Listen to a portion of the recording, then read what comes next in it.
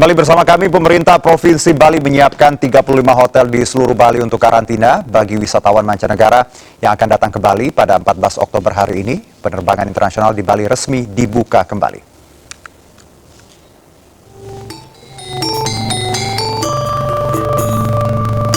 Pemerintah kembali membuka penerbangan internasional di Bandara I Ngurah Rai Bali pada 14 Oktober 2021 setelah ditutup sejak Agustus 2021 karena pandemi COVID-19. Salah satu syarat bagi wisatawan mancanegara yang akan datang ke Bali yakni dengan menunjukkan bukti booking hotel untuk karantina selama 5 hari dengan biaya sendiri. Untuk itu, pemerintah Provinsi Bali menyiapkan 35 hotel di seluruh Bali untuk karantina. Sebanyak 35, kemudian ditambah dengan 55 hotel berikutnya, ditambah dengan 10, dan terakhir kami mengirimkan ada 32 hotel untuk mengajukan atau siap menjadi hotel karantina. Nah, bagi wisatawan yang dengan hasil positif, apakah itu dia OTG atau kemudian dengan gejala ringan, sedang ataupun berat. Nah, dari yang gejala ringan, sedang dan berat itu langsung akan ditangani oleh pihak rumah sakit. Jadi mereka tidak akan diisolasi ataupun tidak akan dikarantina di hotel. Wisatawan dari luar negeri untuk melakukan karantina yang dipersiapkan oleh pemerintah sendiri, kita termasuk dalam 35 hotel tersebut. Untuk saat ini kami belum menerima bookingan yang benar-benar datang tamunya, tapi kalau untuk tamu-tamu yang akan melakukan reservasi untuk melakukan karantina, kami sudah menerima banyak sekali permintaan. Sementara itu, meski merasa senang, ada juga warga Bali yang merasa khawatir akan tingkah wisatawan asing yang kerap membuat ulah dan meresahkan warga sekitar. Ini pasti ada negatif dan positifnya. Jadi kalau memang itu, tapi harus betul dikaji ulang lagi, benar-benar dipikirkan biar enggak jadi bumerang bagi kita. Pribadi sangat setuju bandara internasional dibuka, terlebih mengingat kondisi pariwisata di Pulau Bali yang sedang terpuruk seperti sekarang ini. Dengan dibukanya pariwisata, dengan dibukanya bandara internasional, tentu saja itu akan meningkatkan tingkat kunjungan wisatawan internasional, terutama untuk kembali mengunjungi Pulau Bali. Selain karantina selama 5 hari, wisatawan mancanegara yang datang juga harus memiliki tes PCR negatif COVID-19 maksimal 3 kali 24 jam, sudah divaksinasi 2 kali, dan harus berasal dari negara dengan konfirmasi COVID-19 level 1 dan 2. Pembukaan penerbangan internasional di Bali diharapkan mampu memulihkan ekonomi yang tertinggal karena pandemi COVID-19. Tim Liputan iNews melaporkan. Ya, kita tahu Bali dibuka untuk wisatawan asing mulai hari ini di tengah penurunan kasus nasional sebanyak 98% dibandingkan puncak pada 15 Juli 2021 lalu. Dan kita akan berbincang lebih jauh terkait ini bersama epidemiolog UI, Bang Kamaludin Latif. Bang Kamal, selamat sore, apa kabar? Selamat sore, Bang Juno, kabar baik. Alhamdulillah. Bang Kamal, saya lagi karantina ini.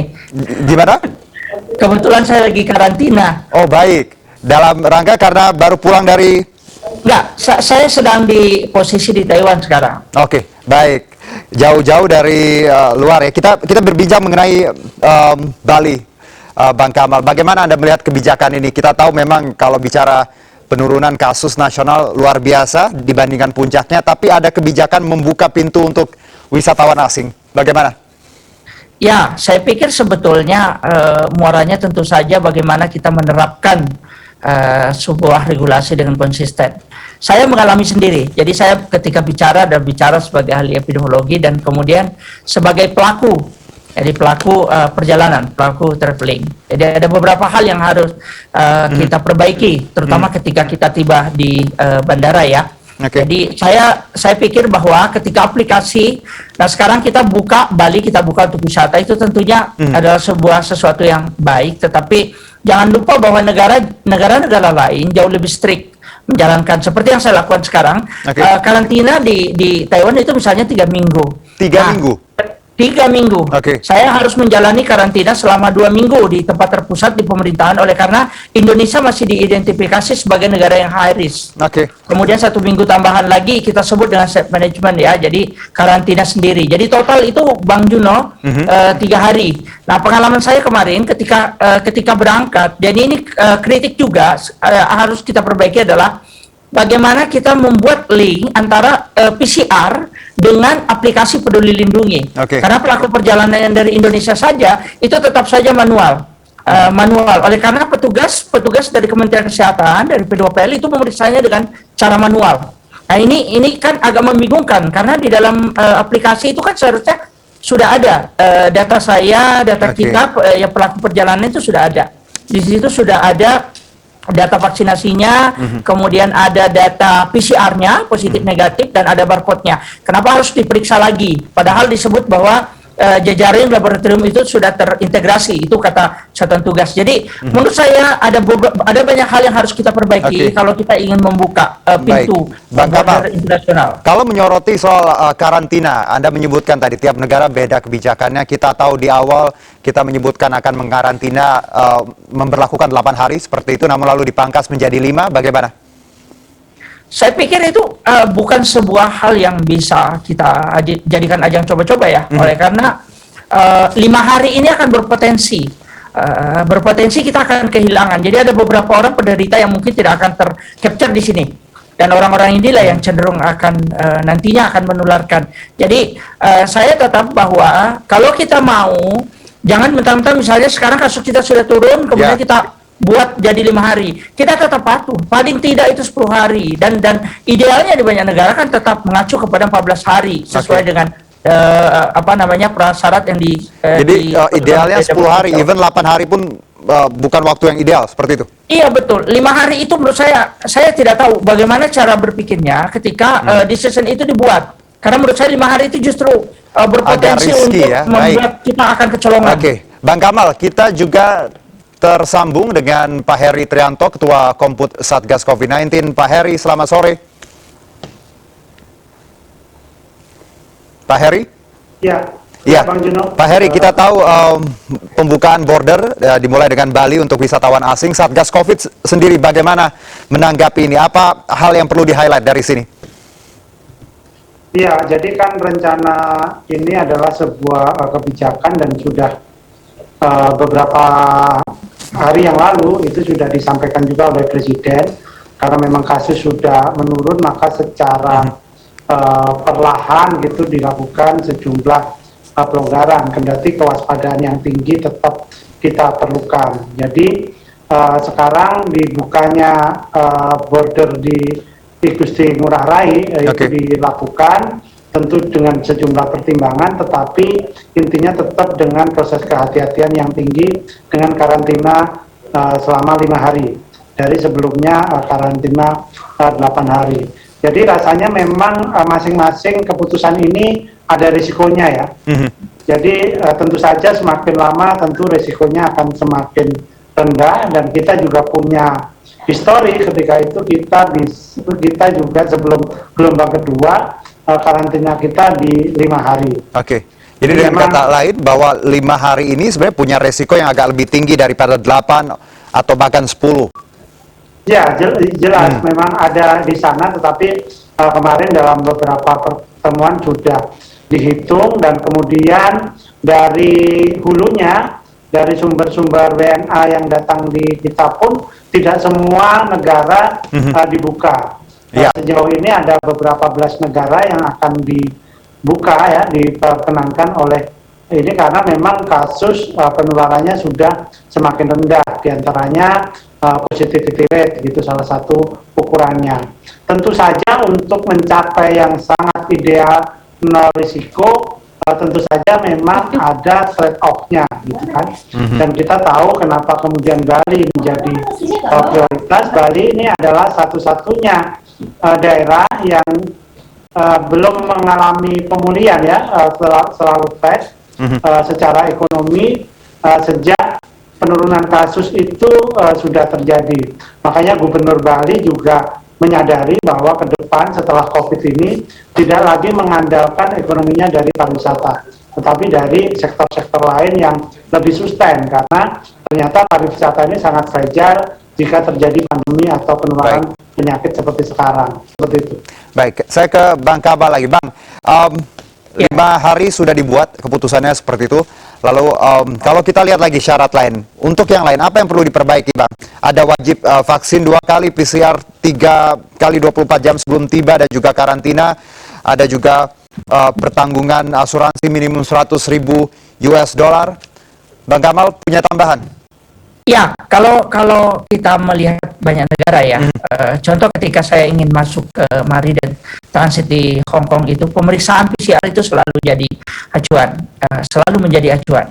Jadi dilihat apa kita positif negatif. Tetapi ada hal lain, yaitu negara yang menerima itu sudah tahu siapa penumpang yang akan masuk. Jadi mereka sudah tahu misalnya siapa dengan komorbid apa, kemudian ketika tiba itu juga sudah ada database-nya. Nah, ini juga menjadi penting untuk kita, artinya database penumpang yang akan masuk. Jadi semacam entry permit ya, izin masuk itu diketahui oleh otoritas yang di mana pelaku tersebut akan landing, misalnya di Bali. Jadi kita sudah tahu siapa saja penumpang yang akan masuk, kemudian hasil pemeriksaan.